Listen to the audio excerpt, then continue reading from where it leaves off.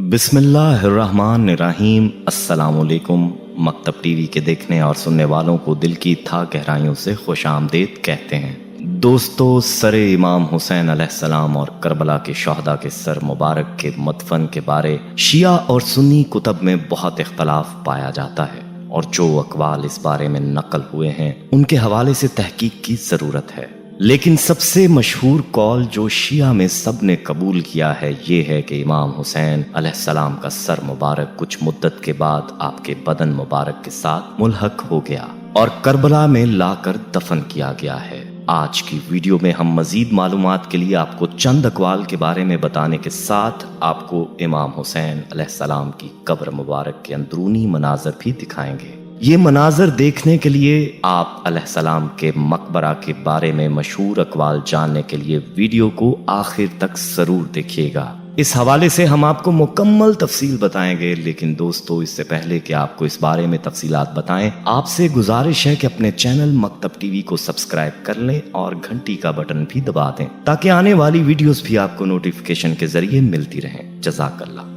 दोस्तों, बढ़ते हैं आज के मौजू की जानिब। याद रहे कि करबला के मुक़द्दस और तारीखी मुकामात की ज़ियारत के लिए आने वालों की सबसे पहली नज़र जिस चीज़ पर पड़ती है वो हज़रत इमाम हुसैन अलैहिस्सलाम और हज़रत अब्बास अलैहिस्सलाम के रोज़ों के सुनहरी मीनार और गुंबद हैं। बस सैयदुल शुहदा हज़रत इमाम हुसैन अलैहिस्सलाम और उनके अलमदार भाई हज़रत अब्बास अलैहिस्सलाम का रोज़ा उस शहर के लिए पेशानी पे नस्ब नगीने की हैसियत रखता है। इमाम हुसैन अलैहिस्सलाम का मकबरा तागूत की तमाम तर बंदिशों के बावजूद हक के आसमानी पैगाम की हमेशा बका की अलामत और यादगार है। इमाम हुसैन अलैहिस्सलाम ने अपनी शहादत के जरिए इस्लाम को शैतानी ताकतों के चुंगल से निजात अता करके उसे रहती दुनिया तक अब्दी हयात बख्शी और इसी वजह से कहा जाता है, यानी इस्लाम का वजूद हजरत मोहम्मद सल्लल्लाहु अलैहि वसल्लम और इस्लाम की बका हजरत इमाम हुसैन अलैहिस्सलाम के मरहूने मिन्नत है। जब ज़ायर इन मुक़द्दस मराकत के सामने खड़ा होता है तो उसे करबला में रुनमा होने वाला अलमनाक हादसा और हौलनाक मुसीबत याद आ जाती है और उसकी आंखों से आंसू जारी हो जाते हैं। अक्सर सालेहीन की ये सीरत रही है कि जब भी वो करबला में ज़ियारत के लिए आते हैं तो सबसे पहले कमरे बनी हाशिम फ़ख्र अदनान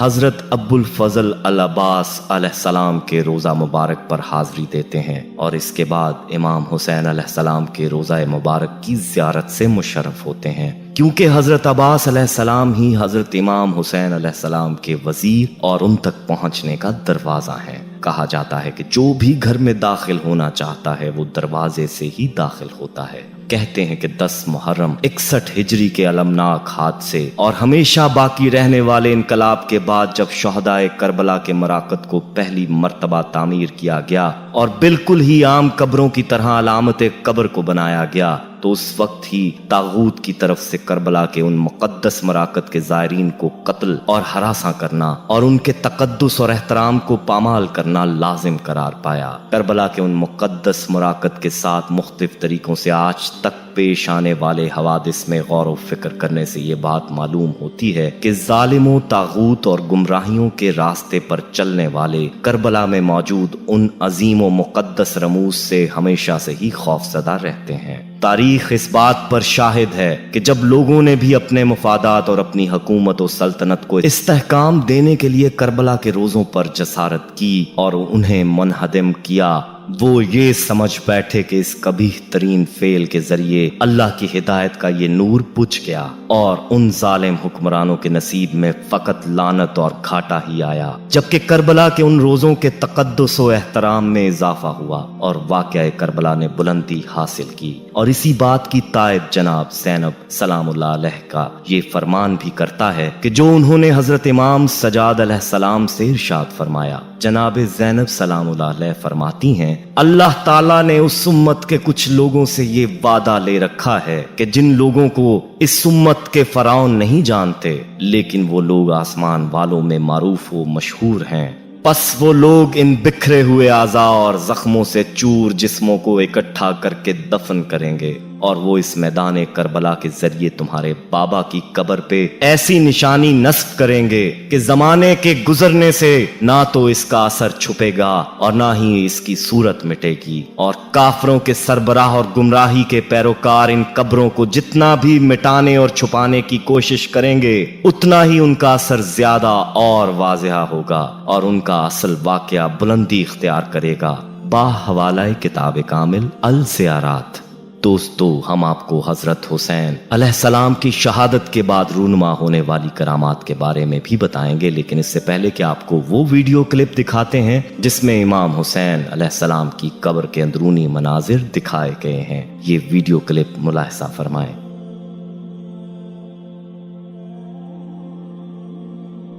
دوستو، آپ نے ملاحظہ کیا کہ مقبرہ باہر سے بہت ہی خوبصورت اور محل کی طرح تیار کیا گیا ہے اور دور سے ہی نظر کو بھاتا ہے، لیکن اندر جو قبر کے مناظر ہیں اب بھی قبر مبارک کچی ہی ہے، اس کو پختہ نہیں کیا گیا۔ یاد رہے کہ حضرت امام حسین عالی مقام علیہ السلام کی شہادت کے بعد بھی آپ علیہ السلام کی کرامات کا ظہور ہوتا رہا۔ کہتے ہیں کہ آپ علیہ السلام کا سر مبارک نیزے پر بھی قرآن پڑھتا رہا تو آسمان سے نور پھوٹ کر آپ علیہ السلام کے سر مبارک پر سایہ فگن ہو جاتا تھا۔ شہادت کے بعد بھی یزیدی آپ علیہ السلام کے مزار مبارک کو ختم کرنا چاہتے تھے اور کئی بار یہ کوشش ہوتی رہی ہے، لیکن وہ اس میں ناکام رہے اور آپ کا مزار اقدس تا قیامت مرجع فیض بنا رہے گا۔ ابن عساکر تاریخ مشق میں نقل کرتے ہیں کہ حضرت عبداللہ بن ضحاک رضی اللہ تعالیٰ عنہ سے روایت ہے، انہوں نے فرمایا کہ ہمیں حضرت حشام بن محمد رضی اللہ تعالیٰ عنہ نے بیان کیا کہ جب